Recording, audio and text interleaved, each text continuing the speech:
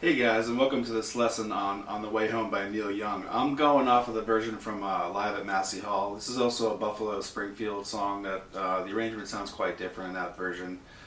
Kind of a lot more up-tempo and jazzier in a way. I'll use that word a lot in this video because of the chord sequences and stuff, but it's just like a totally different vibe. Here it's more folky acoustic, obviously, because he's playing an acoustic guitar.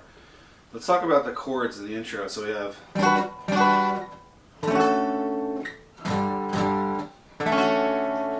So we have a G major 7. This is a cool way to play a major 7. First finger on the 5th fret 4th string and 7th fret on the 3rd, 2nd, and 1st strings, okay? And this is just more of a standard like a bar chord way to play a D major 7. So it's D, A, C sharp, F sharp, and A up top. You have the 5th on top. Regular G chord down here. And another D major 7. This is actually the same voicing, it's just in a different spot. So it's in a different octave, okay? Different position. 2nd position versus 5th position. So that intro sounds like this. And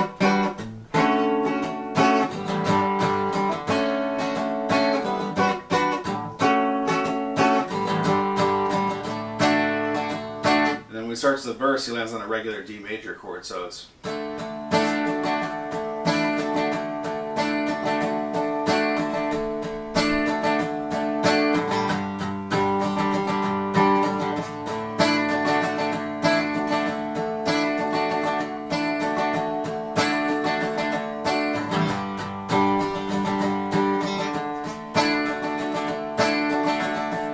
See what he's doing, he's hammering on that 2nd finger to that open 1st string from the open string to the 2nd fret.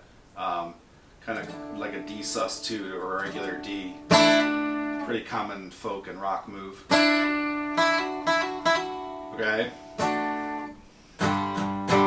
Next part of the verse. I'm going to G, D over F sharp. If you don't know this chord, this is a really great transitional chord used in a lot of rock songs, okay? First finger on the 2nd fret 6, nothing on the 5th. Open 4th, 2nd finger on the 2nd fret 3rd, and pinky on the 3rd fret 2nd. E minor, A, C, G, F major 7. Now Neil Young loves those major 7 chords, okay? He uses them in tons of songs. A lot of bands don't really know about that chord. I don't know, some guitarists just don't have that vocabulary where they know about major 7 chords. Neil Young likes to sprinkle them out through different songs throughout his career, and just really adds a lot of color to the compositions, right? So F major 7 is like your regular F chord, except you don't fret the 1st string, so you have an open E on top, right? Okay? Cool. That's a great chord to know. So at this point he goes back to the intro. Now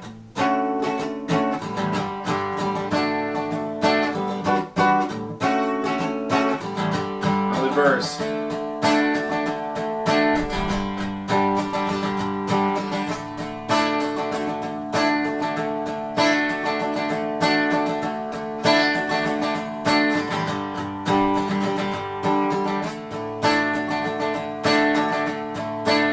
G,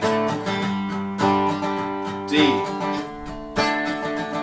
G, D over F sharp, E minor, A, C, G, F major 7.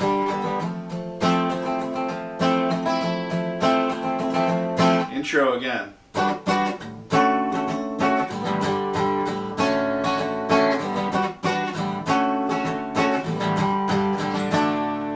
Here he stops and he goes, instead of going into another A part of the verse, he goes into the B part of the verse. G,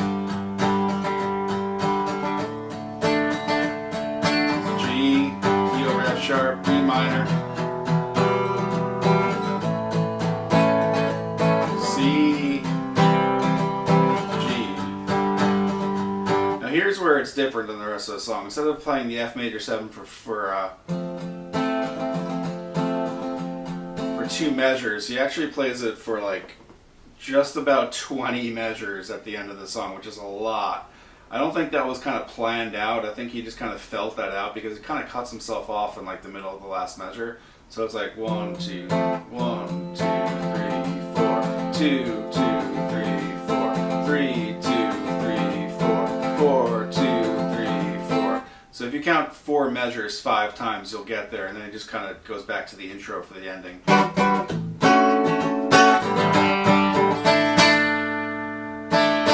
And he does that hammer on at the end. Okay, check this song out. It's a great kind of up-tempo rhythmic song. The rhythm's a little tricky in this. Take your time with this.